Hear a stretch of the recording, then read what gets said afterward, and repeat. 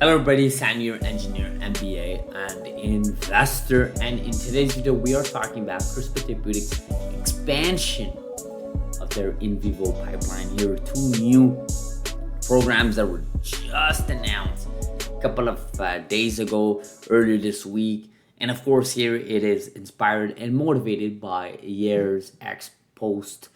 Again, I was on vacation. Well, I wasn't really on vacation this past week. I was actually in California, specifically in San Diego for work.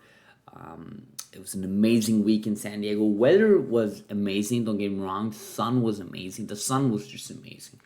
But it was just a little bit colder than I would have liked. I think for a month of May I was expecting a little bit hotter there, but in general it was a great time in San Diego. The people are lovely. I love California. Every time I go to California, and I know Californians are listening to me and say, well, there's North Cal, there's SoCal.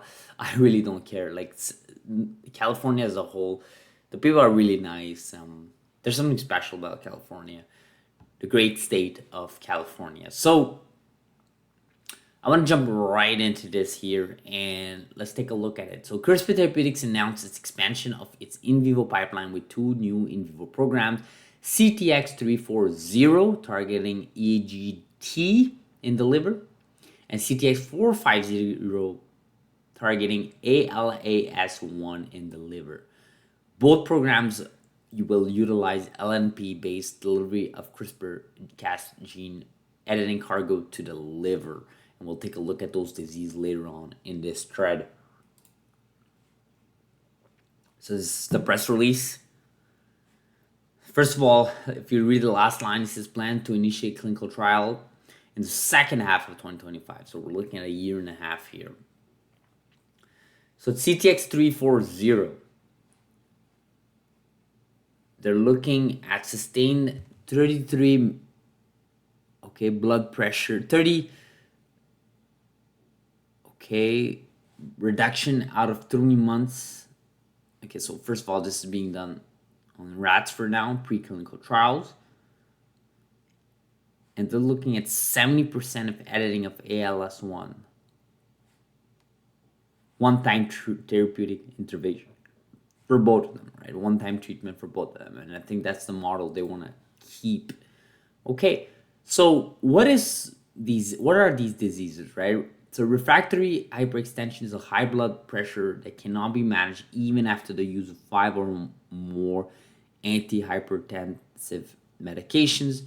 Refractory hypertension is a serious unmet medical need affecting approximately 1.5 million patients in the US alone. That's pretty crazy. And what CTX340 what it does is basically what it's going to do is it's going to inhibit a production of what they call AGT here. And that's going to normalize the patient's blood pressure. Okay. And what is AHP? That's the other one, right? Let's take a look. I just wanted to look something here. So AHP is a group of genetic disease. So it's genetic. So it's acute attacks. They have debilitating neurovascular symptoms and multiple chronic symptoms such as pain. There are 5,000 patients diagnosed with AHP in the US, although the disease remains underdiagnosed. So can't really work with data if that much data. I mean, if they're underdiagnosed, but for the 5,000 patients, that's a nice program.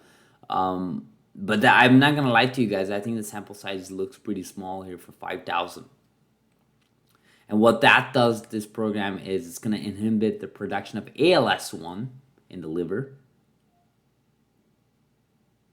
which should prevent the accumulation of what they call ALA and PBG, thus offering a one-and-done CRISPR gene treatment for AHP treatments.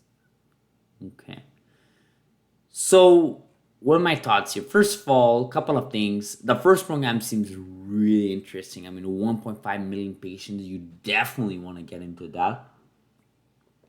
And there doesn't seem to appear to be any sort of quote-unquote cure, especially not a one-time treatment cure. I think the market is there.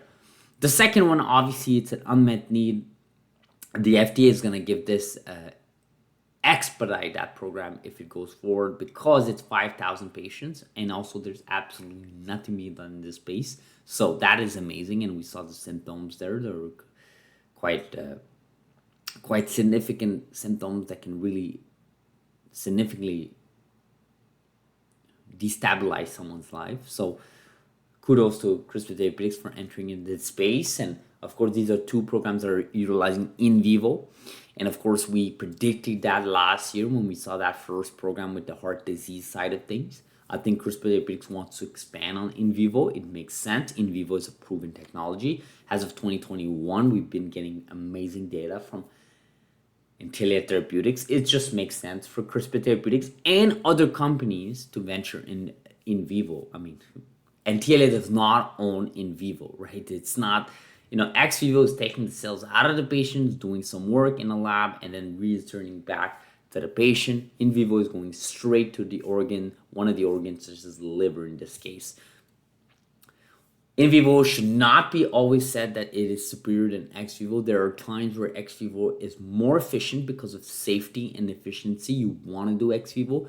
But of course, there are other diseases and other times where in vivo just makes a lot more sense. I predict there's going to be a balance between the two. If you were to ask me, I think in vivo would be practiced a lot more than ex vivo. That does not mean that ex vivo is going to go away, especially now when the FDA just approved CRISPR Therapeutics and Vertex ex vivo program. Ex vivo is not going away. All these CRISPR companies, most of them have at least one ex vivo program, being therapeutics, of course, Vertex and CRISPR Therapeutics, Caribou, of course, looking at other companies as well. So this is really interesting.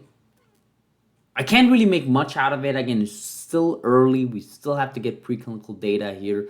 And of course, we have to go clinical data. I've always said human data is everything in this space. And of course, they're going for it at the second half of 2025, which basically means that's the initiation. We're not going to be getting any data until 2026. I think by then we'll perhaps get data for their first set of in vivo program for the heart disease. If you recall, they announced it last year. I think we'll be getting data by end of 2025 for that, and that's going to be something to look out for. Again, CRISPR Therapeutics now can afford to do these things, right? They're approved with the first program, their leading program. They're the top, they're the top of the mountain at this point, right? You can't really dispute that, right? You can talk about technology all you want. You can talk about all the theoretical frameworks and the theoretical, future, predictions all you want, but when you look at today or next week or even next month, or I would argue next year, CRISPR Therapeutics is the top of the mountain with their single program that is commercial available. It is the first CRISPR program that is available, whether or not it's using just ex vivo or CRISPR-Cas9 traditionally. At this point, it does not matter. What matters is they can make money out of their program that they've worked for years on it.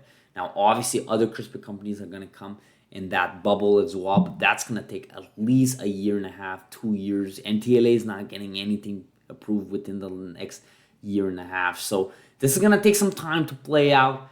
I want people to be patient. I mean, I know a lot of our viewers are newer and they expect things to be on the go. We had a nice stream of news by from November to like January, but things have slowed down. I want people to be patient here. Again, do your own research, build your own conviction, and ultimately make your own decisions. So, as always, subscribe if you're not, guys. Like this video if you found value. It really does help the channel. And let me know in the comments, what do you guys think about this news?